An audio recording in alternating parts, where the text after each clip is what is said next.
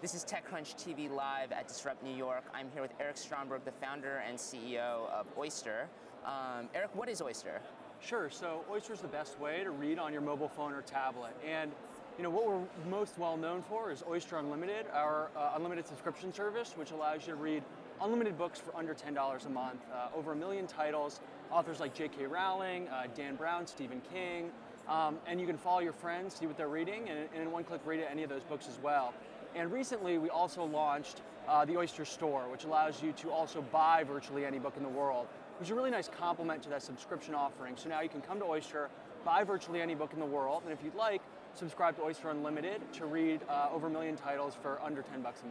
So I remember we actually spoke about the marketplace maybe a month or so ago, and I think you made a great case for this idea that video, if you think about the parallel to video, it's so fragmented, and the idea is instead of like, go to one site to get this, one site to get this, let's do it all in one place, even if that's a slightly different business model. Now that you launched it, have you found that consumers get that, or is there sometimes some confusion of like, is this free or is this not free? Yeah, definitely. That was really the idea behind it, is put it all in one place, allow people to see all of their options, and we tried to be very thoughtful about how we put that all together, made it very clear what's in subscription versus what's available for purchase, and I think for the most part, people really get it, and once they understand it and they start buying, they actually start buying more and more. So it's really early days for us in the ebook store, but I'd say we've been pretty blown away by the response we've seen.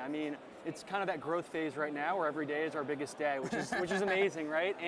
And so the first day that's not your biggest day will be kind of a letdown. Exactly, it'll be a letdown. But we've seen some really interesting things. I think, namely, when we built it, we really built it for our existing subscribers to let them buy, all those new releases and those pre-releases. And what we're finding is actually a third of people who are buying books are not subscribers. So it actually is bringing in a new audience for us, and then a lot of those people end up subscribing. So it actually gives us a really nice flow and a very kind of complementary product. And then the other thing that's really been surprising to us is just how kind of mobile and tablet focused it is. So about 90% of the purchases happen right on the phone or right on the tablet. That device where people are doing all their reading, only about 10% on desktop web, which is really actually where most books get bought today. So it's really neat for us to see that kind of behavior shift happen. And how does those numbers also compare to the subscription side? Is it pretty much the same? Yeah, it's mostly mobile focused as a company. I think I think back when we launched 1.5 years ago, we actually launched only on the phone. And when we did that, it was because we're so long on the future of phone reading. And even at the time, I think a lot of people thought we were crazy, right? Who's going to read on their phone? And I think now, 18 months later, it's a little bit more common, but still people give us that feedback sometimes. But it turns out a lot of people really do love reading on their phone, and it's our expectation that even more people are going to read that way over the next, say, 5 years. And as you think about as reading patterns continue to shift, and as you said, I've definitely read sort of longer pieces on my phone than I would have expected. But do you think that as that becomes maybe or maybe the primary reading device, does that change the way writers think about their content? Does that mean they're going to lean towards maybe a little bit shorter content? I hesitate to say that kind of changes in reading behavior or how books are presented will ultimately change the creative process. But I think people will look to how that form factor changes, how people like to engage, to give them inspiration. So what we're really focused on is giving authors the data that they need to make good decisions, and then ultimately, if they decide to use that data, great. If not, if they just want to focus on that kind of creative process that they're driving themselves, that's also great as well. Right. Well, that brings up an interesting point, because you mostly, as I understand it, work with publishers, that's right? Not direct, but then they sort of will Exactly. Yeah. So we work directly with publishers. We provide them kind of interesting data about how their books are read and things like that, and then they can have a conversation or actually pass that data along to authors as well. Mm-hmm. Do you have a sense of how, now that you've had, I'm sure, many conversations with publishers, large and small, how do they look at this, I guess especially the subscription model? Is that something you've got 3 of the US Big 5 publishers. Are they nervous about the idea of shifting to this model, or are they kind of starting to become more enthusiastic about it, seeing it as opportunity? Yeah, I'd say, again, it's still early days in subscription, but we've been able to get 3 of the Big 5 publishers on board. We now work with 8 of the top 10 publishers in the United States. And what they're really focused on is bringing in a new audience and getting people to read more books. And I think subscription is fantastic for that. We're finding that our audience generally skews a lot younger than maybe people who would be reading on a dedicated e-reader or in print. And that's very exciting for publishers to see. I think for us in particular, with having a mobile focus, we all look to the international opportunity as well. And in many cases, we think the smartphone will be the primary delivery mechanism for books in international markets. And that idea is very exciting to publishers as well, because subscription really thrives on the mobile phone too. So to ask sort of an unfair, broad question, but a fun one, I hope, do you think there will still be bookstores in 10 years? I do. I think obviously we've seen over the past 5 to 10 years a lot of bookstores closing, and what's really fascinating is that today the majority of books are actually not bought in bookstores, whereas 5 or 10 years ago, by far the vast majority of books were bought in bookstores. So really, bookstores were the primary way that books were found. And now at Oyster, we're trying to ask, within a mobile context, how are books going to be discovered in the future? I think there definitely will be a place for bookstores, maybe not at the scale that there once was, but that experience is amazing, and I would go as far as to say that it hasn't yet been replicated online. Well, so I think one thing that you guys are actually trying to do is replicate, maybe not everything about the bookstore experience, but the that idea of the sort of knowledgeable person, bookstore employee who can recommend books through the Oyster review. That's right.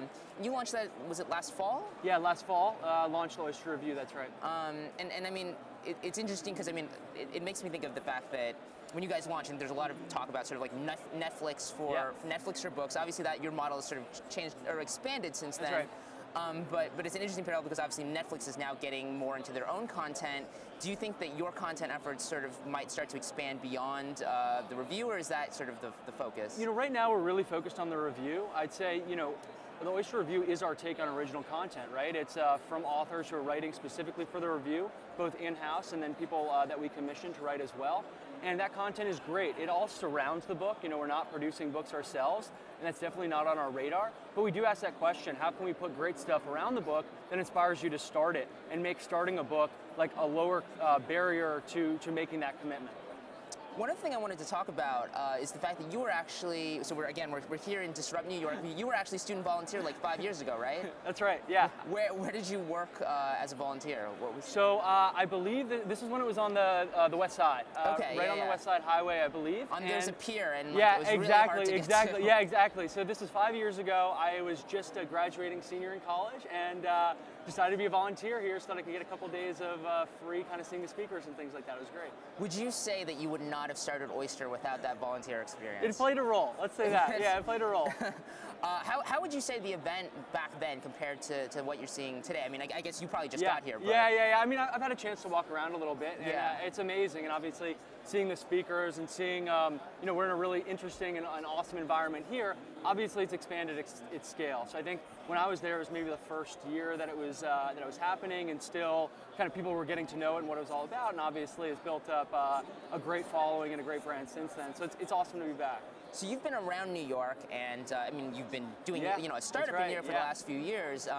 How has what's your sense just of how the scene here has evolved? Yeah, I think what's funny is like I'm kind of an old timer at this point, like being 5 years into it. And I remember when I first got here, a lot of people that I had interacted with had been here for the previous 5 years and were telling me stories about how much even the city had changed since then. I'd say, you're seeing lots and lots more companies really break through that scale of getting within that range of $1 billion or $1 billion plus. And that's obviously very exciting for the ecosystem. As those companies, say, go public, like Etsy, or have great kind of exit events, the employees then go on and start new companies. I got my start at a company called Hunch, which we sold to eBay, spent some time at eBay, and then I started Oyster. Have a lot of people who I worked with who are also starting companies. So it's great for the ecosystem to have successful companies, and then people who work there go on to start other companies as well. Cool, well, thank you for joining us. Yeah, of course, thanks for having me, this is fun.